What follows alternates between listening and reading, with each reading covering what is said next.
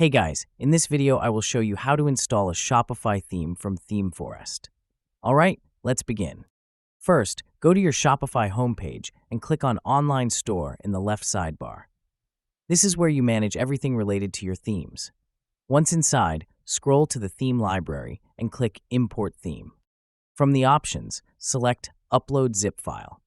At this point, you need to have your theme file downloaded from Themeforest. Themeforest is a marketplace where you can purchase premium Shopify themes. Once you buy and download your theme, it will come as a zip file. Next, click Upload Zip File. Locate the theme file on your computer and select it.